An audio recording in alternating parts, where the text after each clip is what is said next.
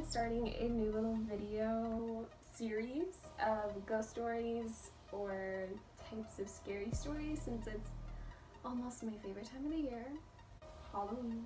Hope you guys enjoy this. Turn the lights off. It's about to get spooky. When I was about 18, me and some friends took a road trip about 7 hours or so down to the Apalachicola National Forest near Tallahassee, Florida. We were going to do a little car camping, drink a few ice-cold natty lights, 18-year-old stuff. As such, we didn't want to be bothered by any park rangers, so we drove way deep down into the woods. We got there, set up camp, had some natty lights, and me and a guy decided to do a little exploring. So we walked about 100 yards from our site to the main road, saw another path directly across from us, and started walking. Immediately, we started seeing signs that someone had lived here for a while. Big bags of trash, stuff like that. Should have been a huge red flag to turn around, but 18, nothing could hurt us.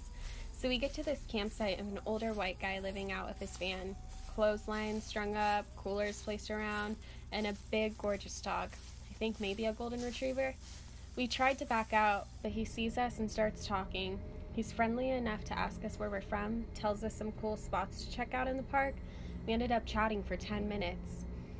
And then we went on our way. I kept thinking to myself how odd it was that he gave us directions in steps, not yards or miles. Okay, camping part over. We went back to our tents. Fast forward to 2 months. The same buddy calls me late at night and tells me to turn on the TV to the news. I see an old dude with a van, and then I see the golden retriever, and it all clicks. What the fuck? The man's name was Gary Michael Hilton, convicted of at least 4 murders. He kidnapped and murdered a girl in Blood Mountain, Georgia, an older couple in Pisgah, North Carolina, and a girl in Apalachicola at the campsite not longer after we left. Yes, the very same places he has been talking to us about. Let me start off by saying that this is not my tale. Believe whatever you want, but I know my dad wouldn't make this up. This is the story my dad has told and retold several times throughout the years. It was the early 1970s in Des Plaines, Illinois. Back then it was not uncommon to hitchhike. My dad and my uncle enjoyed doing this, as they were both quite the adventurers. They were both pretty young, in their early teens. They had just gone fishing when they had made their way to a nearby coffee shop parking lot in a search of a ride to get close to home. A middle-aged man stopped to pick them up. There was nothing really striking about this guy. He just looked like a typical guy. So they got into the car with him. My dad sat in the passenger seat, while my uncle sat in the middle back seat. Everything was fine until the driver reached his arm towards the back of the car and put his hand on my uncle's knees. My dad's creepometer sounded right away, and as soon as they came to the stoplight, my dad got out of the car, took his brother by the arm, and got the hell out of there. Fast forward a few years later. It's 1978, and my dad catches a glimpse of a familiar face in a newspaper.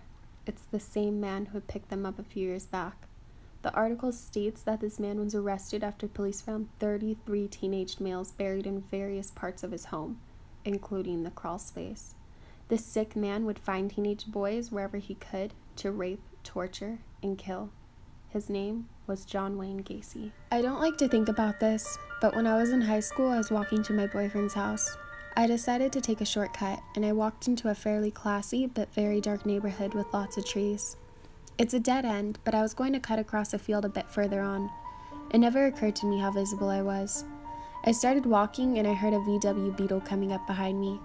I knew nothing about Ted Bundy then. I don't even think he'd made the news yet, but he did have a thing about beetles. He said, "I live up here. Who are you going to see?" I actually got a bang of guilt, something in how he said it. Almost like a curious cop would. I told him the name of a friend who actually lived up there. He said, "Oh, I live 2 houses down. Hop in." I said, "Nah, I'd rather walk." The little beetle was rolling closer. I was taking steps backwards, and then he said the thing that is always the giveaway.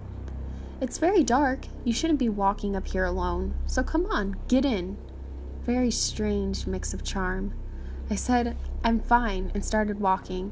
About 2 seconds later, I heard the car door open, and I bolted. I heard him say in this completely terrifying, angry yell, "You better come the hell back here." Not likely. I knew where the fence was and the field, where he couldn't drive or find his way around, so over I went. I hid and realized I was shaking all over. I heard the car make a turnaround as though he was using the headlights to look for me. Then he floored it, because I guess he also realized he was visible.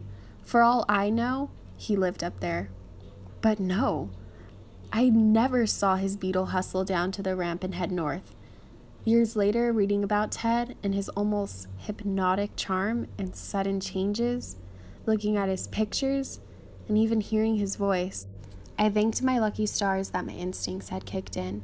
I was cautious and skeptical back then, but I actually caught myself thinking, well, it is a long walk.